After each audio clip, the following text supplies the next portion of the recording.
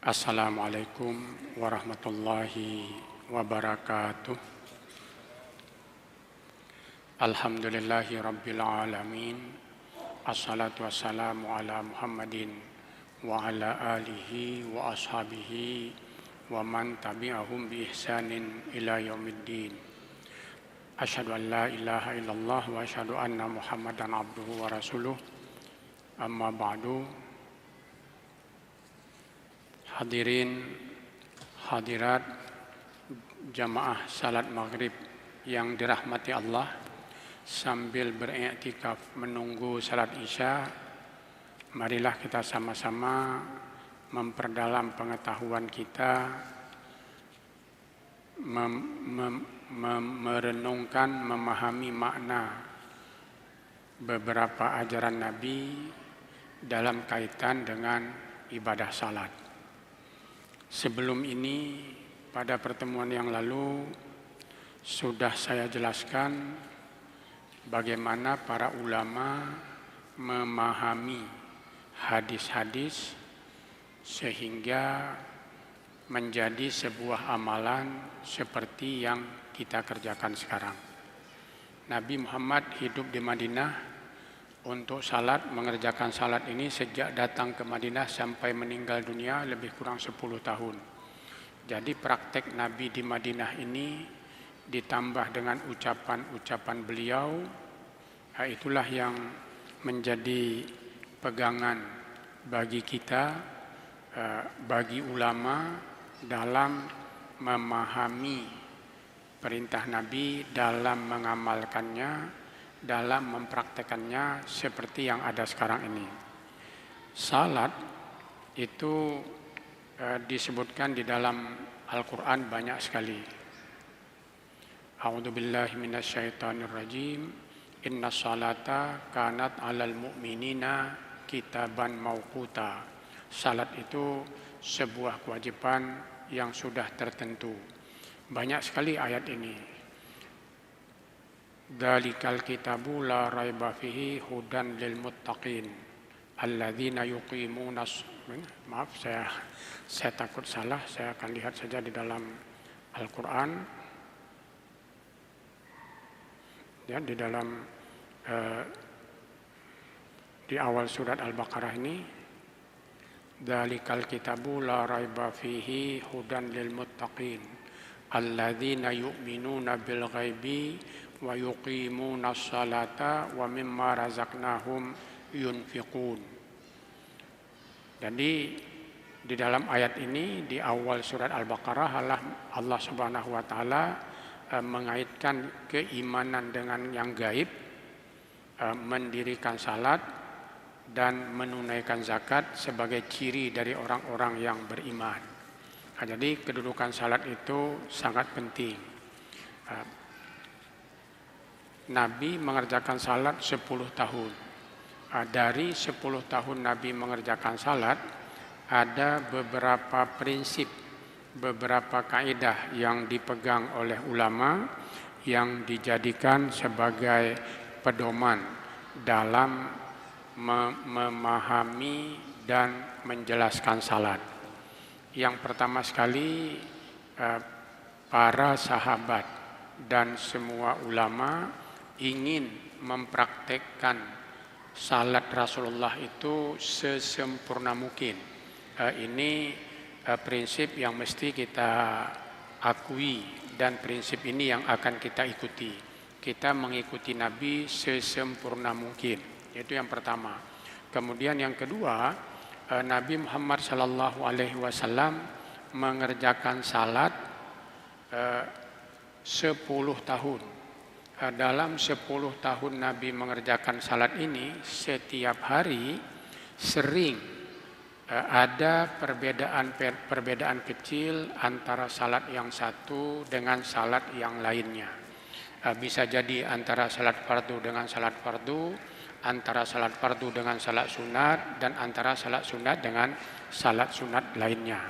Sehingga ini diberi nama dengan at-tanawwu fil ibadah, keragaman dalam ibadah. Jadi Rasulullah seperti itu. Rasulullah mempunyai keragaman, mengajarkan keragaman. Tetapi ulama dan kita juga termasuk di situ biasanya cenderung memilih satu dari beberapa yang dipraktekkan Nabi tersebut. Jadi kita hanya memilih satu dari yang praktekkan Nabi, sehingga keragaman yang diberikan Nabi tersia-siakan, tidak kita amalkan. Kemudian yang kedua, dalam mengikuti sunnah Nabi ini, mengikuti Nabi ini, memang hanya ada satu praktek Nabi, satu prakteknya. Dan kalau demikian keadaannya, kita mengikuti praktek itu. Jadi ini yang kita sebut sunnah. Jadi dua hal ini tadi, Nabi memberikan keragaman, tapi kita mengikuti satu dari sekian itu, ini disebut sunnah.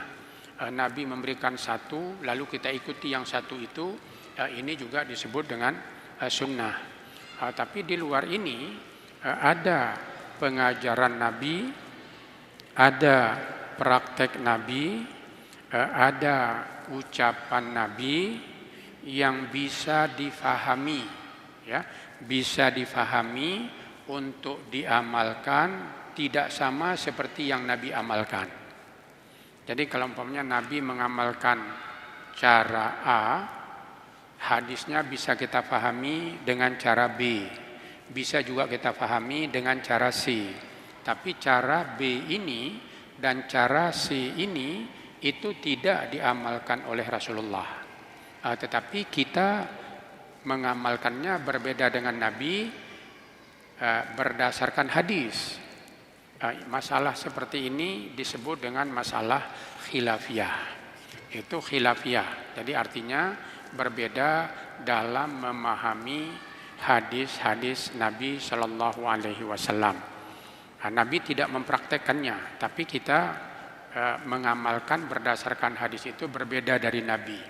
Ini model yang ketiga. Tiga model ini kita mengikuti sunnah Nabi persis atau menurut anggapan kita memang begitu kita kerjakan, atau mengikuti salah satu dari sunnah Nabi yang ada beberapa buah, atau mengikuti beberapa sunnah Nabi secara berganti-ganti, itu disebut dengan sunnah. Ketiga-tiganya sunnah. Kita tidak bisa mengatakan hanya satu yang sunnah, yang lain bukan sunnah. Ini tiga-tiganya sunnah Rasulullah. Di luar yang tiga ini ada tadi yang disebut dengan khilafiyah. Khilafiyah ini masalah yang kita ikuti, yang kita praktekkan, kita anggap berasal dari Nabi. Praktek kita itu bersumber kepada hadis Nabi. Tapi Nabi sendiri berdasarkan riwayat yang sampai kepada kita tidak pernah mempraktekkannya. Nabi tidak mengamalkannya. Jadi ini kita bisa sebut ada 4 cara kita mengikuti Nabi di dalam beribadah. Dan keempat-empat ini, walaupun sebetulnya khilafiyah itu tidak pernah dipraktekkan Nabi, dan karena itu tidak bisa kita anggap sebagai sunnah, umum anggapan itu pun masuk ke dalam sunnah Rasulullah Sallallahu Alaihi Wasallam. Lalu kalau begitu yang mana dikatakan bid'ah? Ini yang keempat. Bid'ah ini adalah ibadah. Ya, jadi ini saya tekankan, bid'ah itu adalah ibadah yang tidak dikerjakan Nabi dan tidak bisa didasarkan kepada hadis Nabi. Jadi tidak bisa didasarkan kepada hadis Nabi dan tidak pernah dikerjakan Nabi. Itu yang dikatakan bid'ah. Di luar bidang ibadah, biasanya istilah bid'ah itu tidak digunakan. Itu tidak digunakan. Ada juga 1-2 ulama yang menggunakannya di luar ibadah, tetapi mereka biasanya menganggap apa yang dia tegur sebagai bid'ah itu tadi merupakan ibadah menurut dia. Contoh yang bisa saya kemukakan, katakanlah umpamanya akad nikah. Akad nikah ini sebuah ibadah atau bukan? Jadi kalau kita anggap akad nikah bukan ibadah, jadi tidak ada bid'ah di situ. Jadi kita melakukan akad nikah tidak bisa kita sebut di situ ada bid'ah. Tapi kalau kita menganggap pada akad nikah ada ibadah, maka di situ akan ada yang kita sebut sebagai bid'ah. Jadi kalau umpamanya pada akad nikah ketika bukan ibadah, maka kita akan katakan di situ ada yang keliru, ada yang tidak memenuhi syarat, ada yang tidak sah, ada yang makruh dan seterusnya. Tapi kita tidak menggunakan istilah bid'ah. Begitu juga pada kesempatan-kesempatan yang lain yang bukan ibadah, pada jual beli, pada berbagai upacara-upacara lainnya.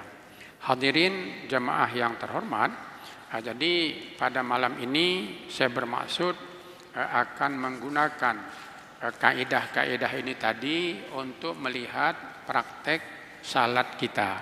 Saya memulai dengan praktek dengan yang pertama, yaitu niat. Niat itu sangat penting di dalam ibadah kita. Di dalam surat Al-Bayyinah Allah Subhanahu wa taala berfirman, A'udzubillahi minasyaitonirrajim. Wa ma umiru illa liya'budullaha mukhlishina lahuddin hunafa'a wa yuqimus salata wa yu'tuz zakata wa dzalika dinul qayyimah. Jadi mereka tidak diperintahkan kecuali untuk menyembah Allah secara ikhlas. Jadi mukhlishina lahuddin difahami mesti ikhlas dalam beribadat, dan ini ditemukan pada beberapa ayat lain. Banyak ya, atau paling kurang ada beberapa ayat yang memerintahkan kita dalam beribadat itu mesti ikhlas. Dan hadis-hadis Nabi juga menyatakan seperti itu. Salah sebuah hadis yang paling sering dikutip untuk menyatakan kita harus mempunyai niat, harus ikhlas kepada Allah, ini hadis yang sangat terkenal ya. Innamal a'malu binniyat wa innamal likulli imri'in ma nawa faman kanat hijratuhu ilallahi wa rasulihi fa hijratuhu ilallahi wa rasulihi wa man kanat hijratuhu lidunya yusibuha aw imra'atin yankihuha fa hijratuhu ila ma hajara ilaih. Hadis ini diriwayatkan oleh banyak orang. Yang saya bacakan tadi diriwayatkan oleh Al-Bukhari. Hadis ini bermakna sesungguhnya amal itu tergantung kepada niatnya, dan bagi seseorang akan mendapat imbalan sesuai dengan niat yang dia tanamkan atau niat yang dia camkan di dalam dirinya. Orang-orang yang berhijrah pada masa Rasulullah dulu dari Mekah ke Madinah, orang-orang yang berhijrah karena Allah dan Rasulnya, maka hijrahnya itu akan diberi pahala oleh Allah dan Rasulnya. Dan orang-orang yang berhijrah untuk memperoleh keuntungan dunia, dia juga akan memperoleh keuntungan itu. Dan orang-orang yang hijrah karena ingin menikah dengan seseorang, maka dia akan memperoleh niatnya itu. Jadi Allah akan mengabulkan sehingga dia akan bisa menikah dengan orang yang dia inginkan itu. Maka sesungguhnya seseorang yang berhijrah akan memperoleh imbalan sesuai dengan apa yang dia niatkan. Hadirin yang terhormat, hadis ini diucapkan Nabi ketika hijrah ke Madinah. Hijrah ke Madinah itu merupakan sebuah peristiwa sangat besar dan sangat berbahaya. Jadi orang-orang Islam di Mekah, Nabi Muhammad berdakwah di Mekah 13 tahun. Selama 13 tahun Nabi berdakwah di Mekah, orang yang masuk Islam itu tidak sampai 500 orang. Tidak sampai 500 orang selama 13 tahun. ada pendapat yang menyatakan yang masuk Islam itu tidak sampai 300 orang. Ya, jadi jangankan 500, 300 pun tidak sampai. Dari mana diketahui angka 300 ini? Dari jumlah kaum muhajirin yang ada di Madinah. Jadi ketika nama orang-orang muhajirin di Madinah itu dihitung, ya, itu tidak sampai angka 300. Tidak sampai angka 300. Jadi kalau ada yang terlupa dan sebagainya, ini kita katakanlah sampai 500. Orang Mekah menghalangi siapapun yang hijrah ke Madinah. Jadi kalau ada orang Mekah yang hijrah ke Madinah lalu diketahui oleh seseorang dan orang itu dibunuh, itu tidak ada pembelaan kepada orang yang terbunuh tersebut. Kemudian juga karena demikian beratnya, maka orang-orang Quraisy hijrah ke Madinah kebanyakannya meninggalkan hartanya kecuali emas yang bisa dibawa atau uang. Jadi itu yang bisa umpamanya dia bawa, ya dia bawa. Tapi kalau unta, rumah dan harta kekayaan lain itu semuanya tinggal di Madinah. Jadi dengan demikian kaum muhajirin yang sampai ke Madinah itu semuanya miskin, sehingga Rasulullah mempersaudarakan orang-orang muhajirin ini dengan orang-orang Ansar supaya ada yang menolongnya. Itu satu. Kemudian yang kedua, orang-orang Mekah itu pada umumnya pedagang. Jadi tidak ada orang Mekah yang petani, karena di Mekah tidak ada tanah pertanian. Sedangkan orang-orang Madinah petani. Jadi ketika orang Mekah sampai ke Madinah, mereka juga tidak mempunyai penghasilan. Karena tidak punya modal, tidak bisa berdagang, bertani tidak pandai. Bahkan di awal-awal sampai ke Madinah ini ada satu hadis lain, ya saya ceritakan saja hadis ini, mudah-mudahan ada manfaatnya. Rasulullah melihat ketika dia berjalan-jalan di Madinah, dia melihat beberapa orang di pohon kurma. Ya, dia berdiri di pohon kurma, menyerbukkan bunga jantan dengan bunga betina. Rasulullah bertanya, apa yang dikerjakan mereka itu di pucuk pohon kurma itu?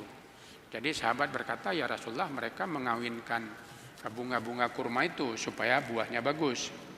Untuk apa itu dilakukan? Saya rasa kalau tidak dilakukan juga tidak apa-apa. Begitu kira-kira kata Nabi.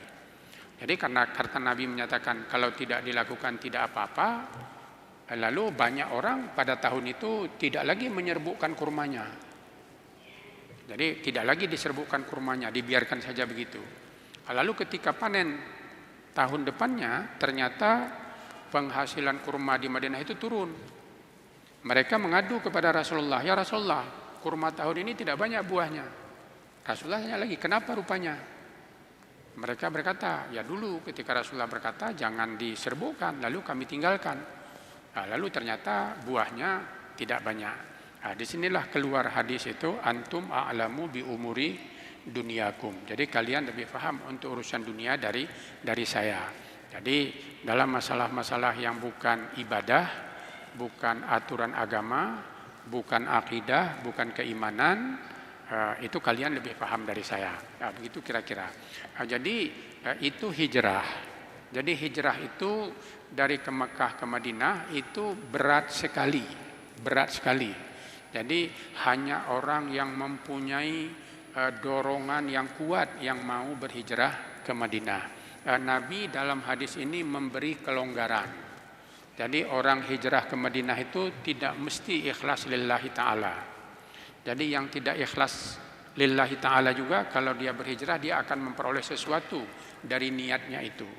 Jadi kalau dia ingin menikah, hijrah, insya Allah akan memberikan kesempatan kepada dia untuk menikah dengan orang yang dia inginkan itu. Kalau dia ingin kaya, hijrah ke Madinah, insya Allah akan memberikan kekayaan kepada dia dengan hijrah ke Madinah. Jadi Rasulullah memberikan dorongan yang sangat kuat kepada sahabat-sahabat untuk pergi hijrah ke Madinah. Ini yang ada dalam hadis ini. Jadi hadis ini berkaitan dengan hijrah Nabi.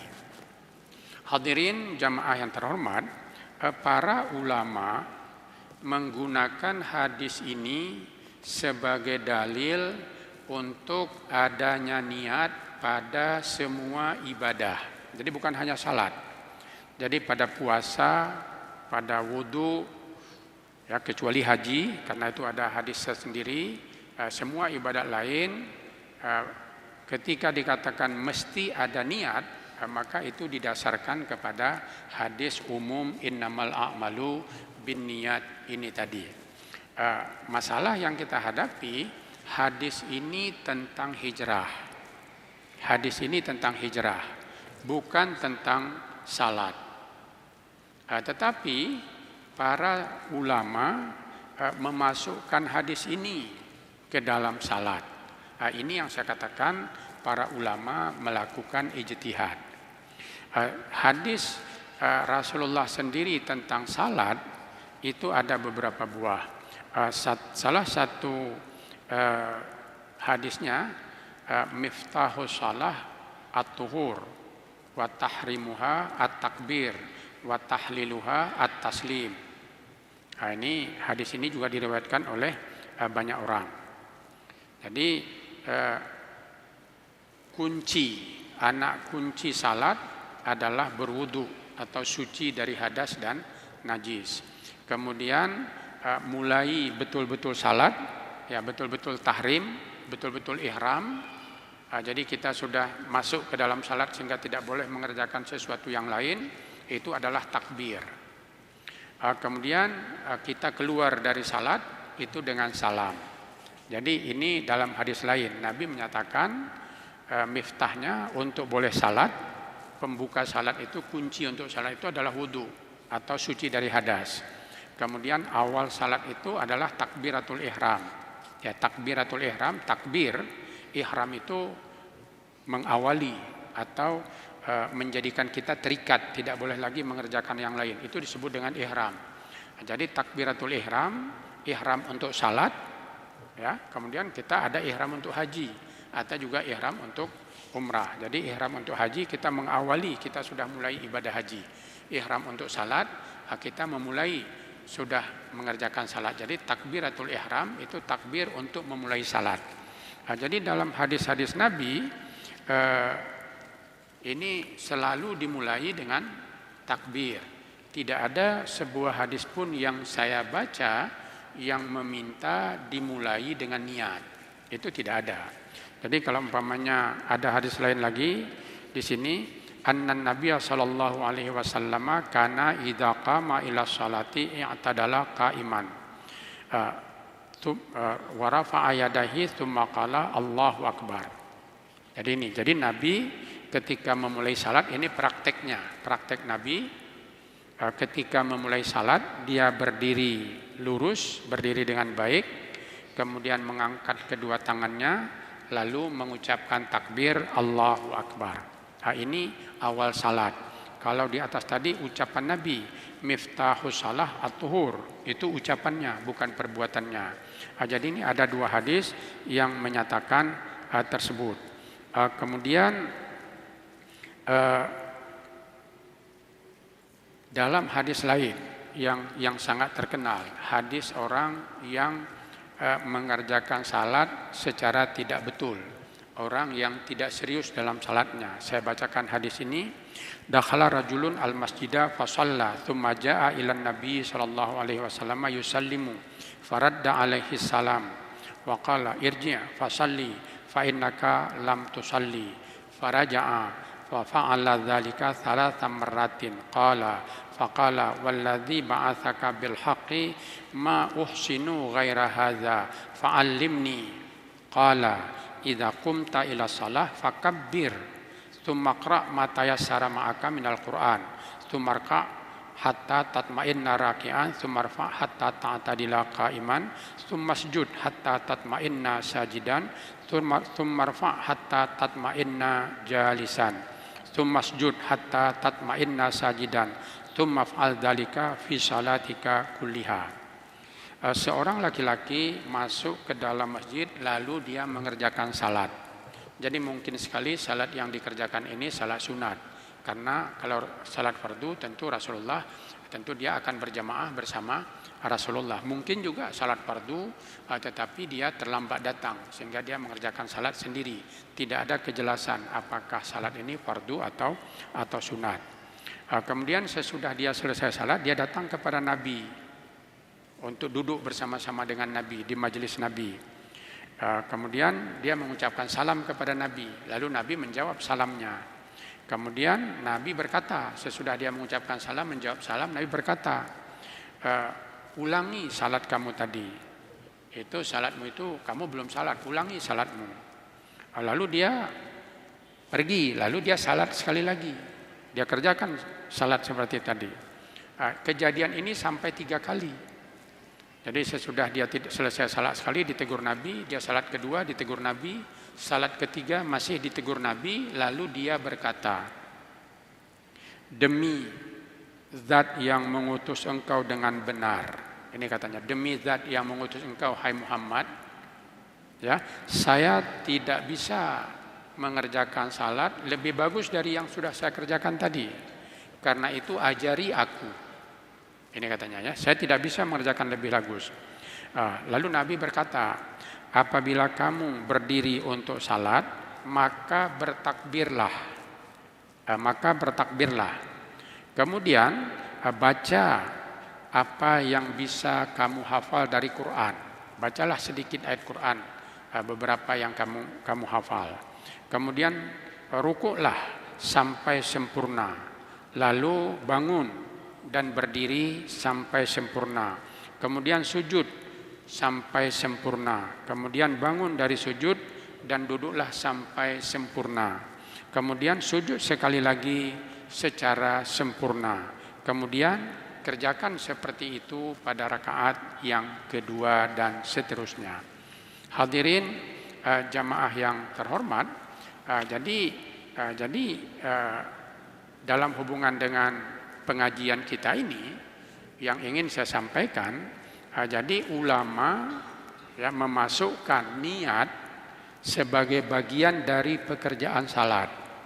Jadi umpamanya dalam mazhab Syafi'i niat itu rukun.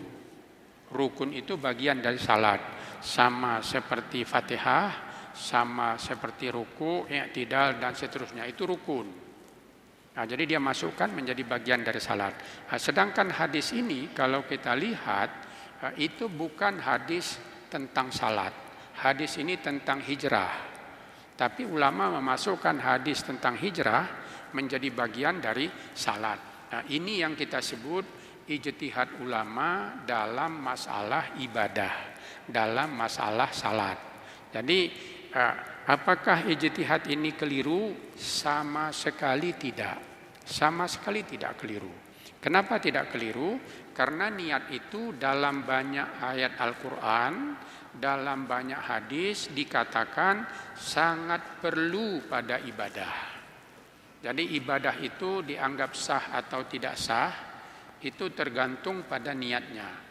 Ibadah itu berpahala atau tidak berpahala tergantung pada niatnya. Sebuah perbuatan itu dibedakan antara adat dengan ibadah karena niat. Mandi, ya kalaupun tidak beribadah orang mandi. Ya orang-orang tidak muslim pun banyak yang mandi. Tapi kalau kita ingin mandi kita itu berpahala, kita berniat, saya mandi lillahi ta'ala, saya mandi sunat. Karena itu kita akan mendapat pahala. Tapi kalau kita tidak berniat, maka mandi itu menjadi adat, menjadi kebiasaan saja, tidak ada nilai ibadahnya di situ. Ini contoh. Jadi niat itu sangat penting. Dan ini yang ingin saya katakan. Jadi dalam salat pun seperti yang kita kerjakan sekarang ini, itu ada ijtihad yang dilakukan oleh ulama. Jadi itu tidak murni sebuah ibadah yang betul-betul mengikut Nabi. Jadi memasukkan niat menjadi rukun atau menjadi syarat itu sebuah ijtihad. Jadi kenapa saya katakan ijtihad? Karena bukan diambil dari hadis secara langsung, tidak. Tidak ada hadis yang menyatakan niat itu merupakan rukun pada salat atau pada ibadah lain, itu tidak ada. Ulama yang menetapkannya menjadi rukun berdasarkan hadis umum tadi. Hadis yang innamal a'malu binniyat wa innamal likulli imri'in ma nawa. Jadi berdasarkan hadis umum ini ulama simpulkan. Nah, inilah yang kita sebut sebagai ijtihad, pemahaman ulama terhadap sesuatu. Hadirin jamaah salat maghrib yang dirahmati Allah, ini yang pertama. Jadi pertama, ulama menjadikan niat itu penting, ya, melisankan, ya, jadi menyatakan secara jelas bahwa niat itu penting. Sedangkan kalau kita baca ayat-ayat dan hadis-hadis, niat itu penting, tetapi tidak dinyatakan secara jelas, secara tegas seperti yang disebutkan oleh para ulama. Itu tidak. Jadi innamal a'malu seperti tadi innamal a'malu binniyat. Jadi kalau ayat tadi wa ma umiru illa liya'budullaha mukhlishina lahuddin, seperti itu isinya. Jadi kita beribadat harus ikhlas kepada Allah. Ikhlas kepada Allah itu tidak hanya pada niat, tetapi lebih dari itu. Jadi orang melafatkan niat tapi isi hatinya tidak sama dengan yang dia lafatkan, yang dipakai isi hati itu, karena niat ada di dalam isi hati. Jadi ini contoh bagaimana ulama melakukan ijtihad, sehingga bukan hanya di luar ibadah, di dalam ibadah pun ada ijtihad tersebut. Hadirin hadirat jamaah yang terhormat, jadi sesudah mereka menyatakan niat itu wajib, ya, niat itu wajib pada ibadah, pada semua ibadah niat itu wajib. Ini ulama melakukan langkah yang kedua dalam ijtihadnya. Ini niat ini sebagai perbuatan wajib pada ibadah, dia diletakkan di mana? Dia dijadikan sebagai bagian dari perbuatan atau diletakkan di luar perbuatan. Kalau dia diletakkan di dalam perbuatan, itu diberi nama rukun. Tapi kalau diletakkan di luar perbuatan, itu diberi nama syarat.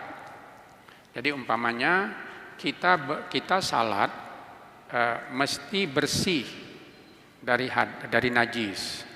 Kita salat mesti menutup aurat. Menutup aurat mesti ada pada salat. Kita tidak sah salat kalau aurat kita tersingkap. Kita tidak sah salat kalau pakaian kita bernajis. Tetapi bersih badan dari najis, badan kita tertutup, ya, jadi aurat kita tertutup, itu disebut syarat. Dia mesti ada sebelum salat dimulai dan mesti tetap ada sampai salat selesai. Tetapi dia bukan bagian dari salat. Jadi menutup aurat itu bukan bagian dari salat, tapi mesti ada. Ya, jadi mesti ada dia. Begitu juga umpamanya bersih dari hadas tadi. Wudu itu bukan salat, tapi orang salat mesti berwudu. Bersih dari atau menghadap kiblat juga seperti itu. Menghadap kiblat bukan bagian dari salat, tapi dia mesti ada pada salat.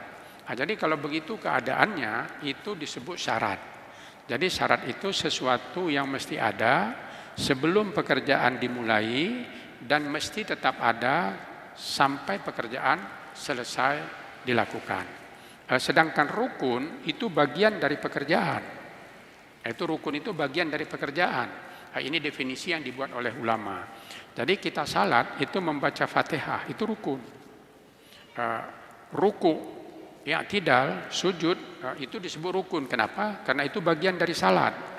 Jadi kalau umpamanya kita tidak ruku, itu dikatakan salat kita itu tidak sempurna, dia tidak tidak terpenuhi rukunnya. Jadi salatnya itu tidak ada, salatnya tidak sempurna. Tapi kalau syaratnya yang tidak ada, salatnya sempurna tapi tidak sah. Ya, dia ada ruku, ada sujud, cuma dia tidak sah. Kenapa tidak sah? Karena tidak ada wudu. Tapi kalau ruku tadi itu tidak ada salat, itu tidak dianggap salat kalau kita tidak ruku. Kenapa? Karena rukunya tidak ada, karena itu rukunnya tidak ada. Jadi ini perbedaan antara rukun dengan syarat. Jadi hadirin hadirat yang terhormat, jadi para ulama itu sudah menetapkan bahwa niat itu wajib. Itu semua ulama sepakat. Jadi saya tidak menemukan ulama yang menyatakan niat itu tidak wajib pada ibadah, itu tidak ada. Jadi semua ulama menyatakan kalau kita beribadah wajib ada niat. Itu mereka sepakat. Lalu mereka berbeda pendapat dalam menentukan apakah niat itu rukun atau syarat. Ini terjadi perbedaan pendapat. Sebagian menyatakan niat itu rukun, sebagian menyatakan niat itu syarat. Ya, karena waktu Isya sudah sampai, insyaallah kita padakan sampai di sini dan akan kita lanjutkan pada pertemuan yang akan datang. Bagaimana ulama membedakan rukun dengan syarat, lalu apa pengaruhnya kepada praktek ibadah yang akan kita kerjakan. Rabbana atina fid dunya hasanah wa fil akhirati hasanah wa qina adzabannar. Assalamualaikum warahmatullahi wabarakatuh.